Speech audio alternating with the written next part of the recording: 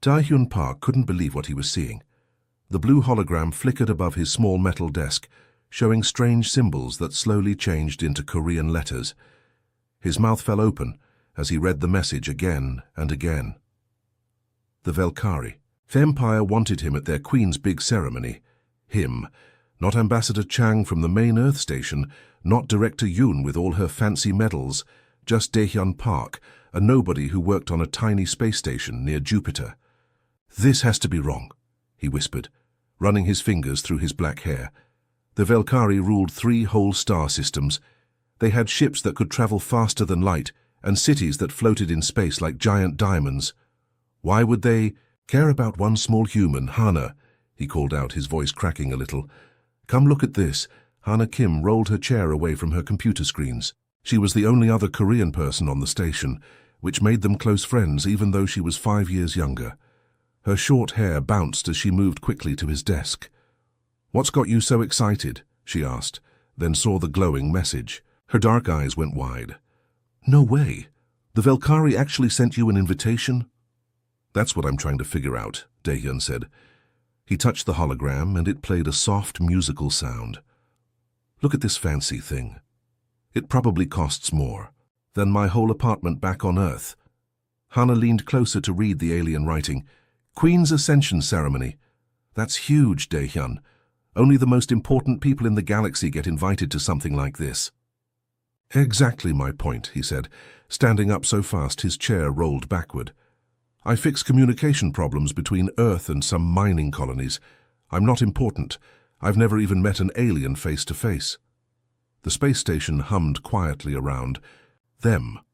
Outside the small window, Jupiter's red spot swirled like a giant eye. Tae-hyun had been staring at that same view for 3 years, doing the same boring job every day. Now suddenly the most powerful alien empire in known space wanted him at their biggest celebration. "Maybe they made a mistake," Hana suggested. "Wrong Tae-hyun Park?" "There aren't that many of us working in space," he replied. "And look here." He pointed to a line of text that had just finished translating. "It says representative of human agricultural interests. What does that even mean?" "I don't know anything about farming," Hana laughed. "Remember last year when you grew those tomatoes in the station's greenhouse? You were so proud of them. Those were just hobby plants. 3 tiny tomatoes don't make me an agriculture expert." Tae-hyun started pacing around the small room. His footsteps echoed on the metal floor. "The Valkyrie have technology we can't even understand. They can create matter from nothing. They live for thousands of years, and they want to see my tomato growing." "Skills. Maybe that's exactly why they want you," Hana said quietly. Tae-hyun stopped pacing. "Oh, what do you mean?" "Think about it. Every other human they've met is probably trying to impress them with our best technology, our smartest scientists, our strongest military people. But you're just normal, real." The hologram chimed again, and new text appeared. "Transportation provided. Departure in 72 hours. Formal response required within 24 hours. Tae-hyun's hand started shaking. 72 hours. In 3 days he could be traveling to another star system, seeing things no human had ever seen before. Or he could stay here, safe on his boring station, fixing the same communication problems. "Every day I don't have fancy clothes for something like this," he said weakly. "So maybe that's the point," Hana replied. "Maybe they're tired of fancy. Maybe they want to meet a real human for once." Tae-hyun pressed his face against the small window of the Valkyrie transport ship, and his breath caught in his throat. The sight before him looked like something from a dream that was too beautiful to be real. The Valkyrie homeworld hung in space like a massive blue pearl, but that wasn't even the most amazing part. Around the planet, hundreds of crystal structures floated freely in the darkness. Each one was bigger than Earth's moon, spinning slowly and catching starlight like giant diamonds. Some were shaped like towers that stretched for miles. Others looked like floating cities with bridges made of pure light connecting them. "First time seeing Valkyrie architecture?" asked the ship's pilot, a tall blue-skinned alien with 4 arms, who had been surprisingly friendly during the 3-day journey. "First time seeing anything like this," Tae-hyun replied, his voice barely a whisper. "How do they float like that? There's no visible support." The pilot made a sound that might have been laughter. Velkari control gravity the way your species controls fire. Very basic for them.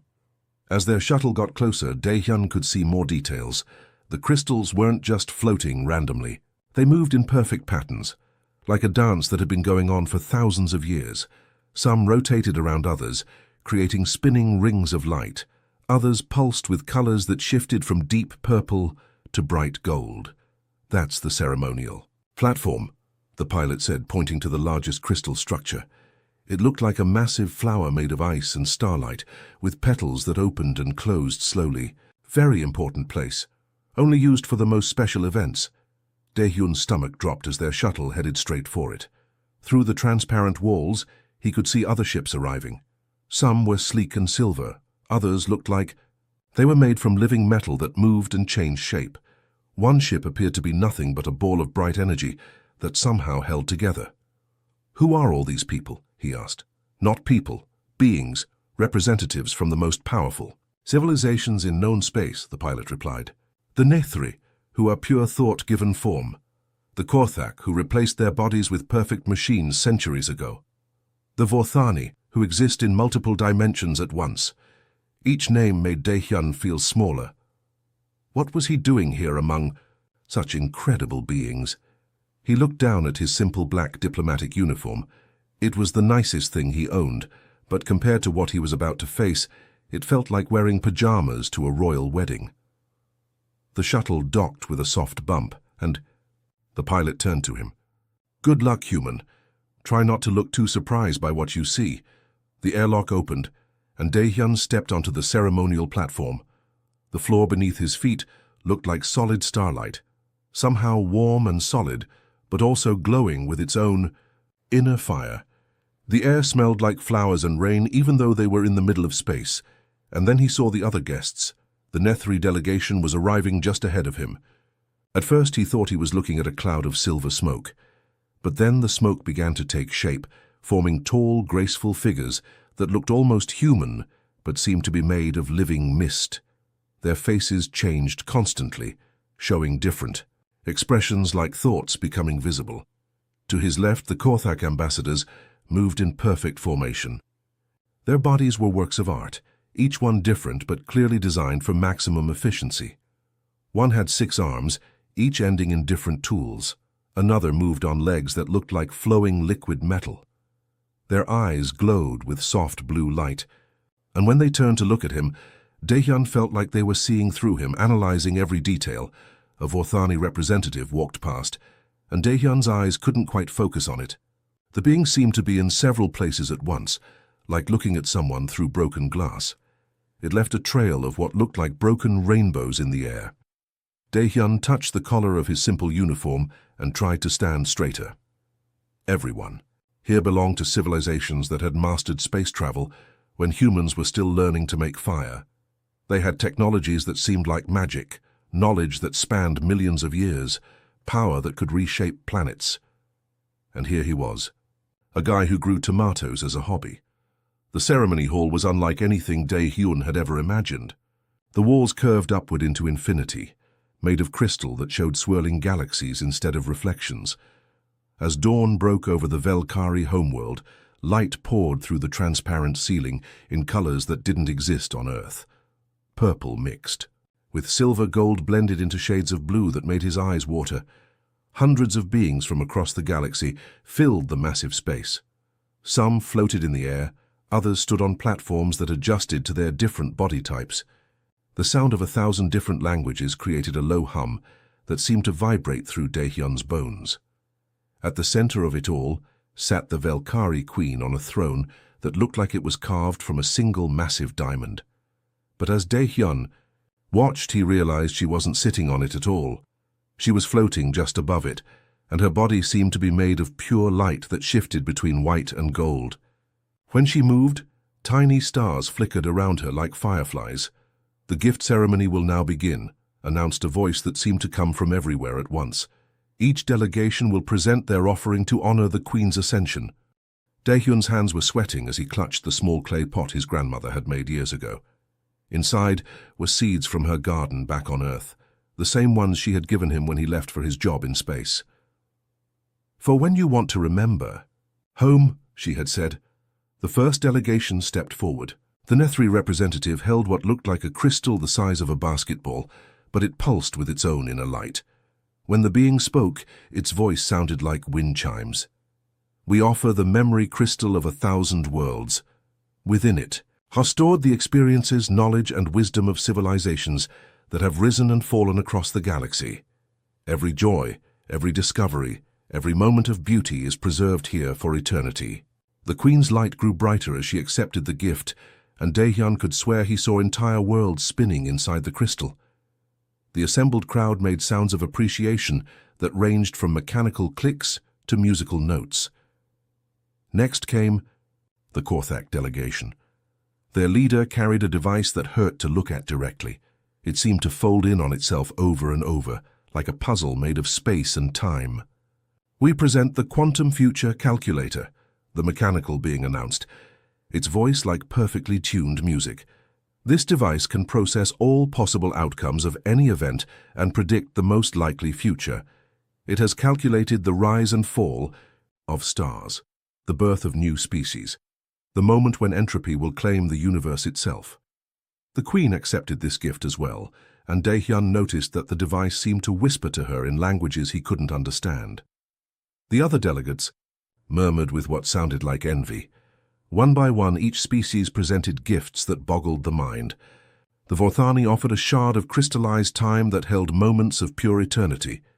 The Zelkari brought a weapon that could split atoms with a thought.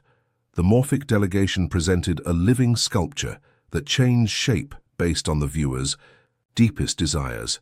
Each gift was more incredible than the last. Each one represented technology and knowledge that humanity couldn't hope to understand for centuries, maybe millennia. And then it was his turn. Daehyun's knees felt weak as he walked toward the throne.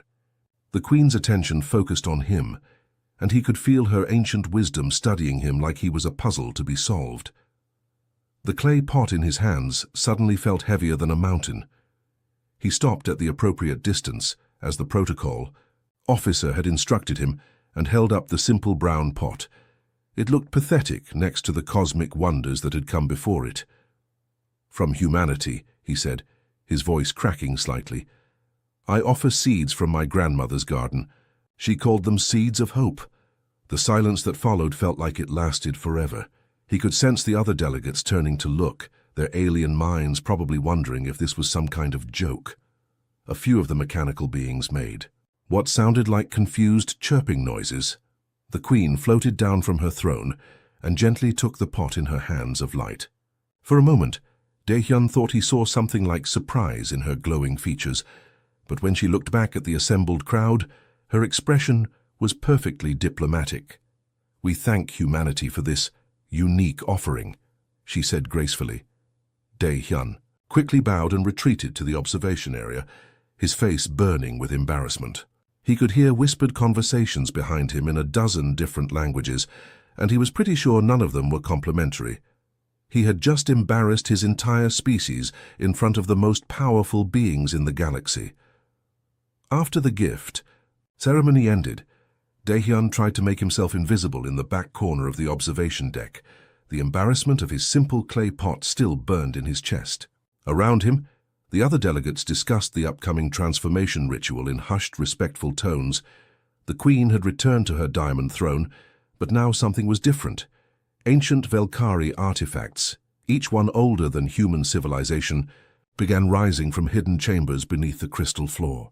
They floated in a perfect circle around her, humming with power that made the air itself vibrate. "The ascension begins," whispered a nearby delegate, a being that looked like living crystal. "She will become one with the cosmic force that binds all Velkari together." The Queen's light began to pulse in rhythm with the floating artifacts. The sound they made was beautiful at first, like a choir of angels singing in perfect harmony. The crystal walls of the chamber caught the music and amplified it, creating frequencies that seemed to reach into Daehyun's very soul. But then something changed.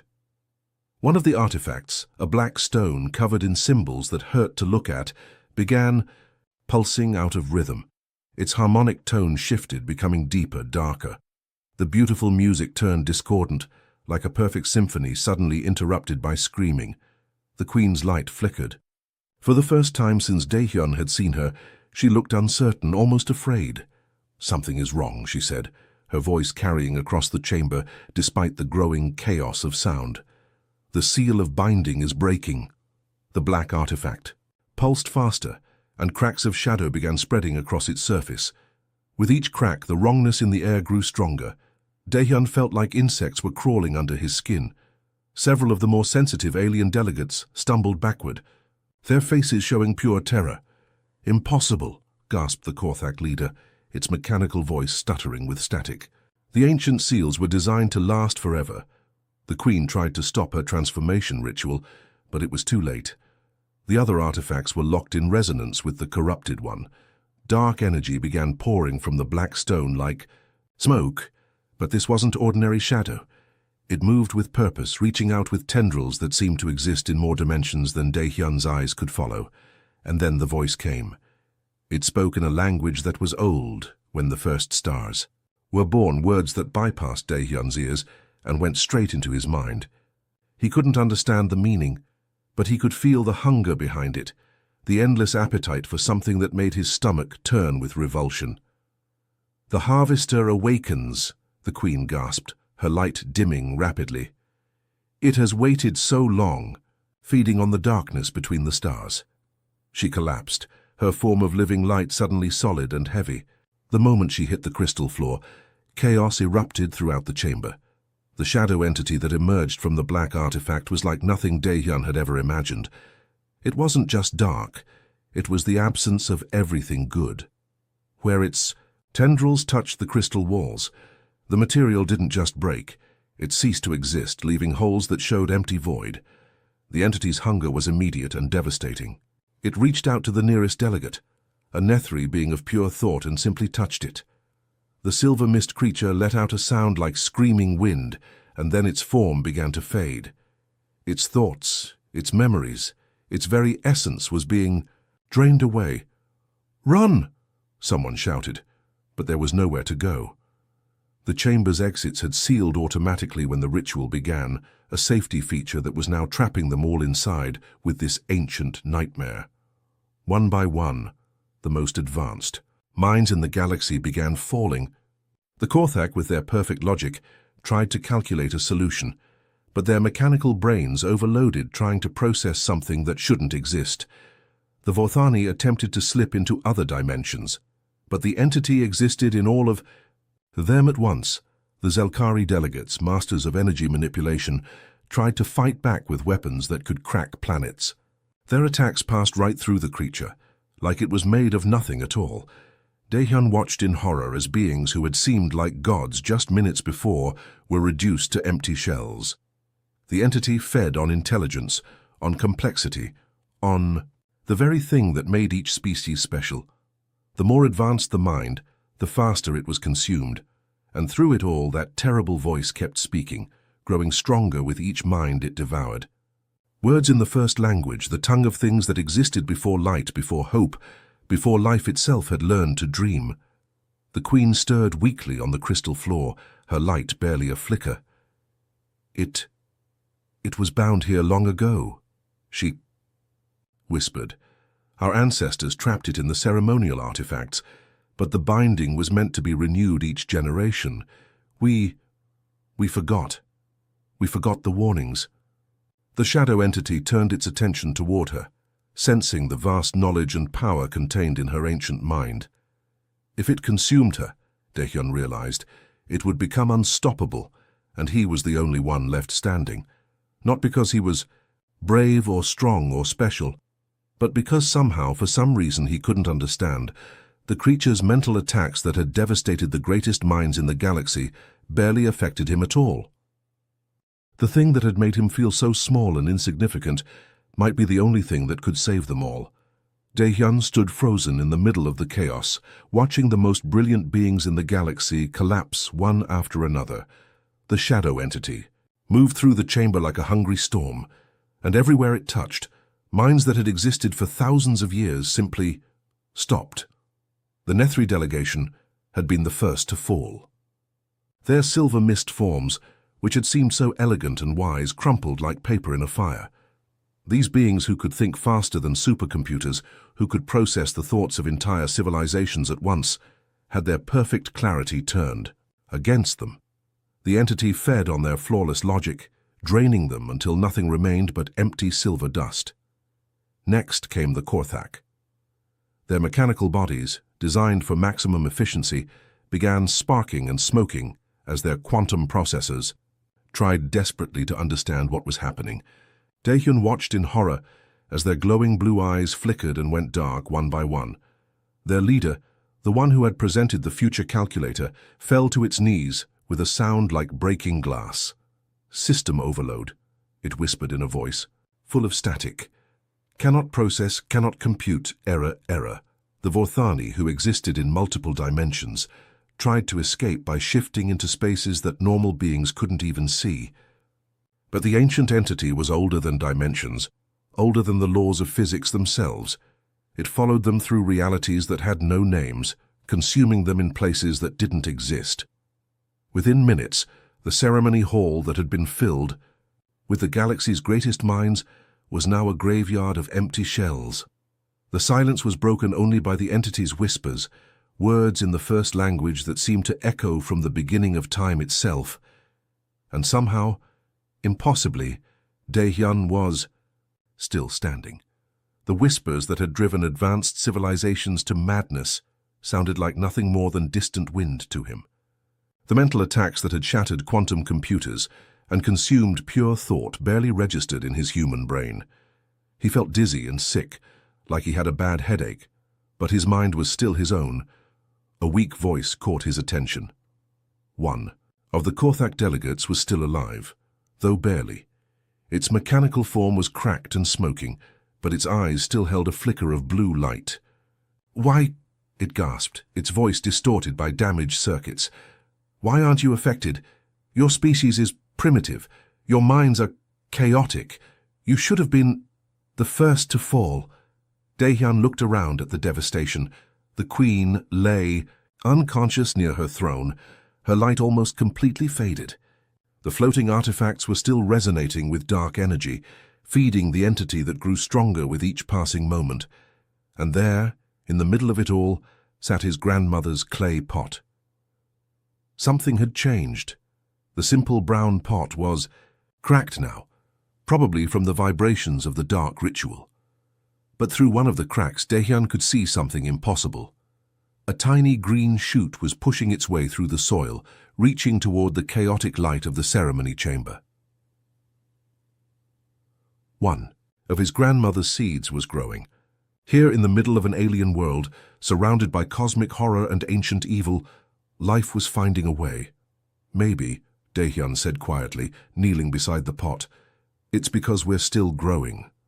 The Korthak's damaged voice processors made a sound like confused static. "Growing? I don't understand."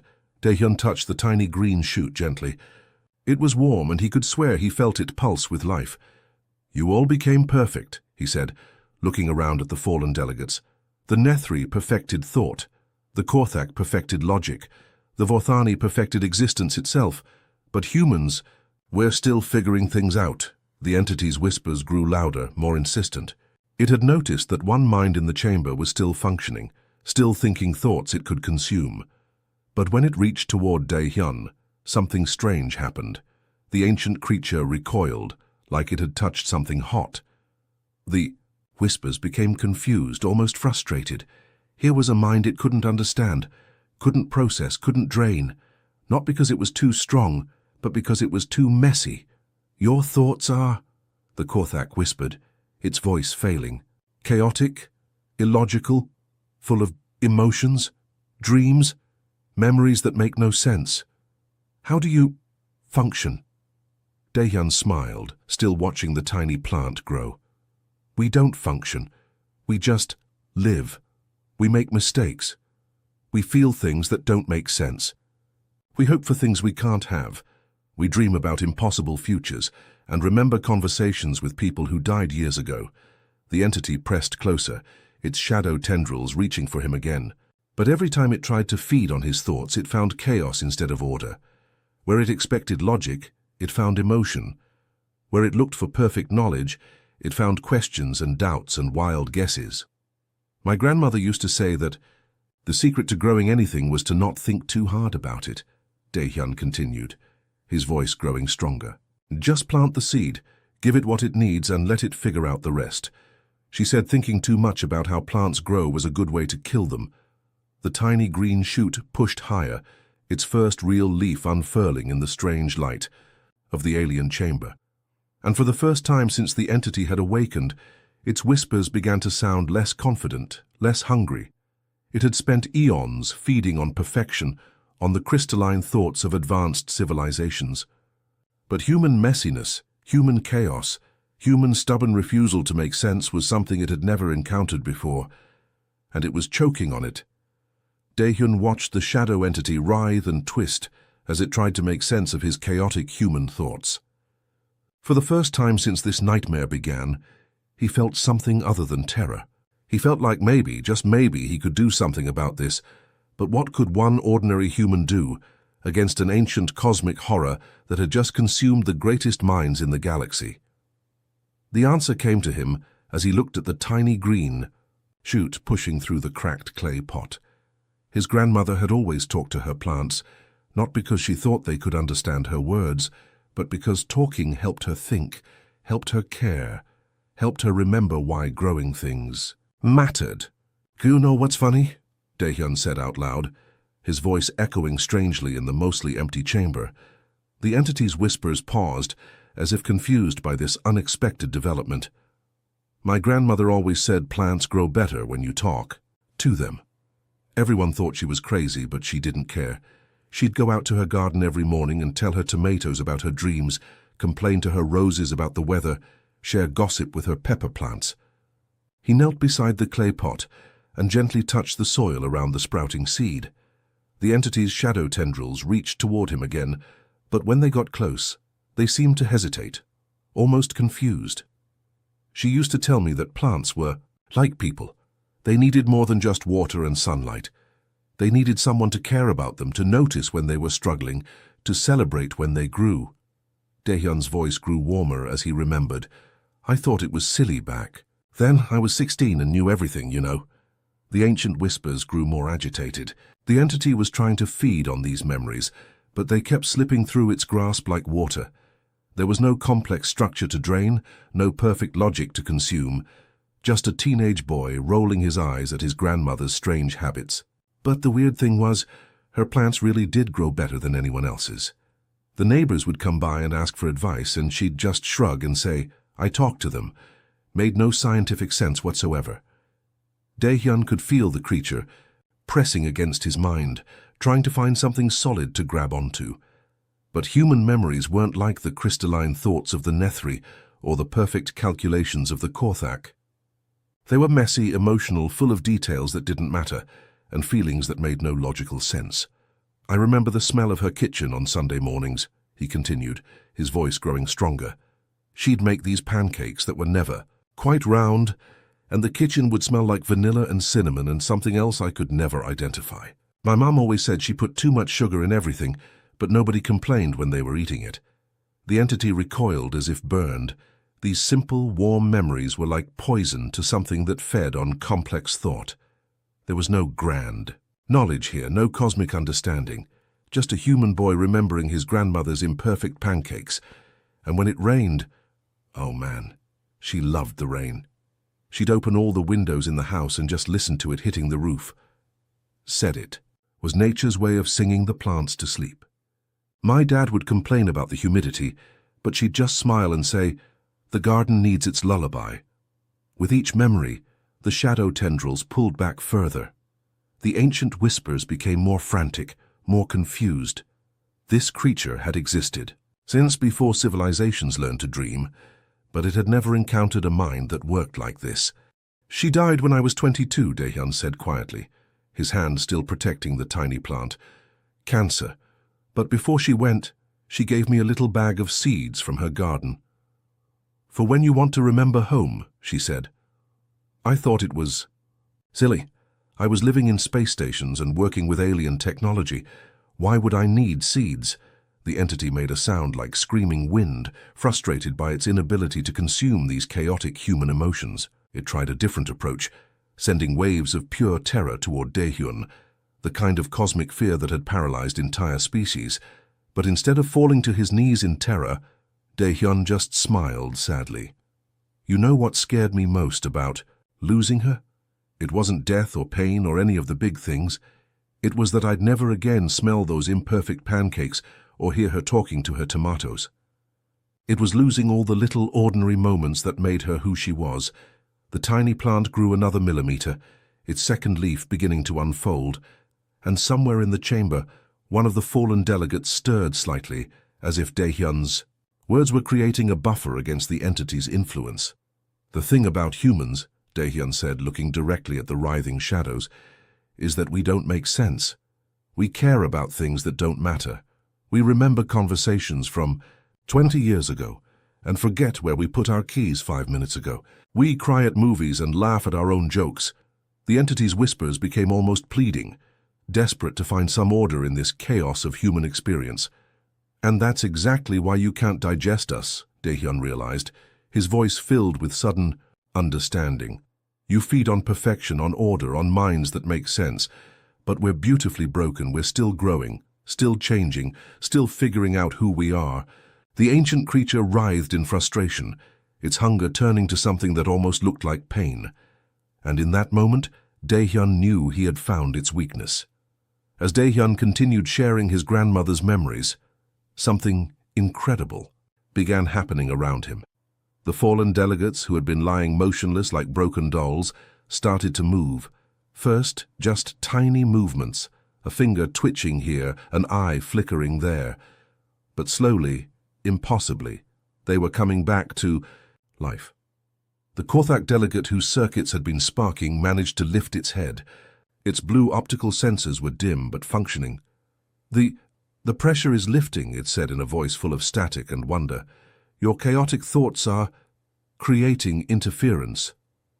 Even more surprising was a familiar voice from behind him. Daehyun, what the hell is going on here? He spun around to see Jinwoo Lee, his cultural attaché from Earth, struggling to sit up near the entrance to the chamber. Jinwoo looked confused and terrified, but very much alive. His dark hair was messy, and his diplomatic uniform was wrinkled, but his eyes were clear and focused. Jinwoo. Daehyun felt a surge of relief so strong it almost knocked him over. You're okay, but how did you get here? I was supposed to be your backup support, remember? Arrived on the last transport. Jinwoo looked around at the chaos in the chamber, the unconscious queen, the writhing shadows. Though I'm starting to think I picked a really bad time to show up. The entity's whispers grew more agitated at the presence of another human mind. It sent out tendrils of shadow toward Jinwoo, but they seemed to slide off his thoughts like water off glass. Keep talking, Jinwoo urged, pulling himself to his feet. Whatever you were doing, it's working. I can feel that thing trying to get into my head, but it's like it can't get a grip. Daehyun nodded and continued, his confidence growing. Jinwoo, remember when we were kids and the power went out during that big storm? Oh man, yes. Jinwoo's face lit up despite their terrifying situation. Your mum made us build a fort out of couch cushions, and we told ghost stories with flashlights. And you were so scared you couldn't sleep, so my dad sat up with us all night teaching us card games. Daehyun smiled at the memory. He cheated the whole time, but we were too young to notice. As they shared this simple childhood memory, more delegates began stirring. The warmth of human friendship, the silly joy of kids being kids, seemed to create a protective bubble around them. The entity's shadows couldn't penetrate memories of couch cushion forts and friendly card games. I don't understand, whispered one of the Nethri beings, its silver form slowly reforming. These thoughts have no structure, no purpose. They're just random moments. That's exactly the point, Jinwoo said, understanding dawning on his face. This thing feeds on complexity, on perfection, but human memories aren't perfect. They're full of mistakes and emotions and stuff that doesn't matter to anyone but us. The queen stirred on her crystal floor, her light flickering weakly back to life. When she tried to speak, her voice was barely a whisper.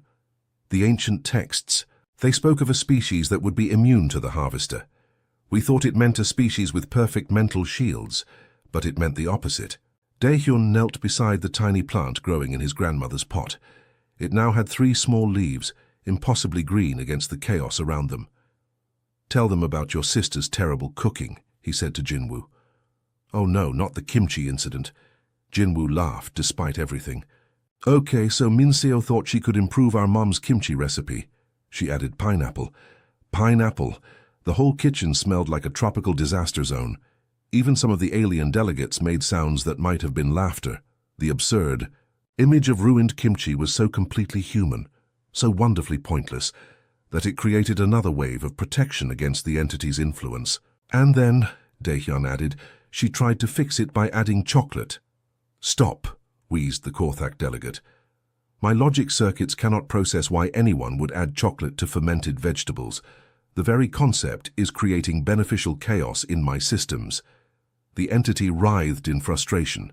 Every human story, every pointless memory, every emotional reaction was like static interfering with its ability to feed.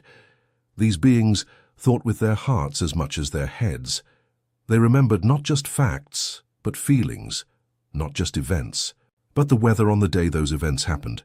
"Keep going," the Queen urged, her light growing stronger. "Your chaos is healing us." So they did. Daehyun and Jinwoo shared stories of school embarrassments and family dinners, of failed first dates and successful second chances. They talked about the time Daehyun's father tried to fix their car and ended up making it worse, about Jinwoo's mother's obsession with feeding everyone who came to their house, about the stray cat that adopted their whole neighborhood. With each story, more delegates recovered. The Vorthani managed to stabilize in this dimension. The Zelkari's energy forms stopped flickering. Even some of the smaller delegations that Daehyun hadn't noticed before began moving again. But most importantly, the Queen's light was returning, not as the cold perfection of advanced civilization, but warmed by something entirely new. The chaotic, messy, beautiful imperfection of human hope. The entity's whispers became desperate, angry. It had never encountered prey that made it weaker just by being themselves, and in his grandmother's cracked clay pot, the little plant kept growing. The entity was getting desperate now. Daehyun could feel its ancient fury building like a storm, about to break. After feeding on the greatest minds in the galaxy for what felt like hours, it was somehow getting weaker instead of stronger. The chaotic human thoughts that filled the chamber were like poison to its perfectly ordered hunger. With a sound like reality tearing, the creature gathered all its remaining power for one final assault. The shadows exploded outward from the corrupted artifact, reaching for every mind in the chamber at once. This wasn't the careful, selective feeding it had done before. This was pure desperation, an attempt to consume everything and everyone before these strange human thoughts could weaken it further. "It's trying to eat us all at once," Jinwoo shouted, grabbing Daehyun's arm as waves of crushing darkness swept toward them. But something impossible happened. The little plant in Daehyun's grandmother's clay pot, which had grown from a tiny shoot to a small but healthy seedling, suddenly blazed with its own light. Not the cold, perfect radiance of advanced technology, but the warm, green glow of life itself. "What the—" Daehyun stared as the plant's roots, which should have been contained in a few inches of soil, somehow extended beyond the pot. He could see them now, glowing threads of light that reached down through the crystal floor, through the ceremonial platform, through the quantum fabric of space itself. The roots were connecting to something vast and ancient, but not evil-like. The shadow entity. This was the opposite of the harvester's hunger.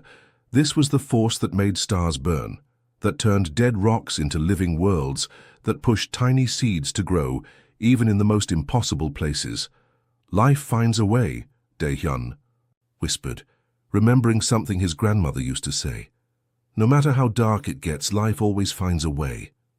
The plant's roots touched the quantum foundation of reality, and suddenly everything changed.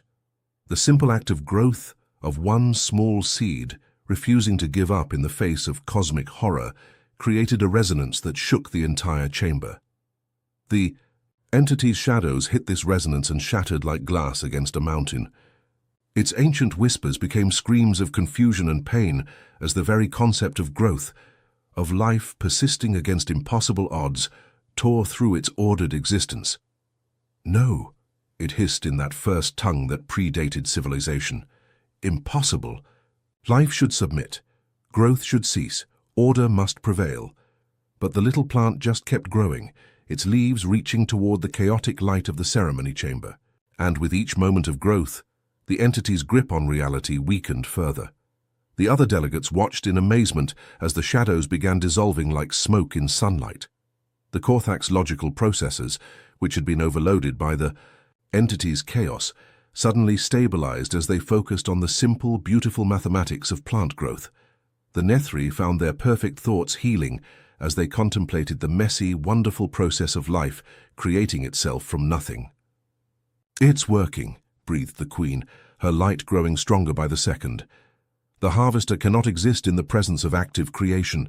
Its nature is to consume, to end, to bring final order. But life is the opposite of ending. The entity made one last desperate attempt to maintain its hold on the dimension. It lashed out at the plant directly, trying to wither it with pure entropy. But the tiny seedling had something the ancient creature had never encountered before. The stubborn, illogical determination that only comes from beings who refuse to make sense. The plant didn't just survive the attack. It grew faster. With a sound like the universe sighing in relief, the entity's form began to collapse, its shadows pulled back into the corrupted artifact, which cracked and crumbled to dust. The ancient whispers faded to nothing, and the oppressive weight that had filled the chamber lifted like a storm passing. The Queen rose to her full height, but her light was different now. Instead of the cold, perfect radiance she'd had before, her glow was warmer, more alive. It flickered and danced like candlelight, touched by something beautifully imperfect. "The harvester is gone," she announced, her voice carrying new warmth. "After eons of slumber, it has been destroyed not by superior force or greater knowledge, but by the simple refusal to give up." She looked at Daehyun with what he could only describe as wonder. "We understand now why it could never truly consume humanity. You don't think in straight lines. Your thoughts grow like plants, reaching in unexpected directions, finding nourishment in the strangest places." Jinwoo helped Daehyun to his feet, both of them staring at the little plant that had somehow saved the galaxy. It was just a simple seedling with 4 small leaves growing in cracked clay. Nothing special by any objective measure, but it was alive. And sometimes that was enough. "Your species has a gift," the Queen continued, addressing both humans. "You carry chaos not as a weakness, but as a strength. You grow not despite difficulties, but because of them." Around the chamber, delegates from dozens of species were getting back to their feet, their advanced minds slowly recovering from the entity's assault. They looked at the 2 ordinary humans with expressions ranging from confusion to respect, to something that might have been awe. Daehyun carefully picked up his grandmother's pot, cradling the little plant that had done the impossible. "She always said her garden grew best when things got difficult," he said softly. "Guess she was right about more than I thought." The ceremony chamber filled with the sound of alien voices, all talking at once in a dozen different languages. But for the first time since he'd arrived, Daehyun wasn't embarrassed to be human. He was proud of it. As the last of the shadow entity's whispers faded into nothing, an uncomfortable silence filled the ceremony chamber.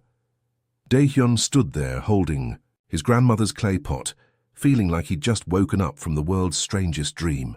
Around him, the most powerful beings in the galaxy were slowly getting back to their feet, but they were all staring at him with expressions he couldn't quite read.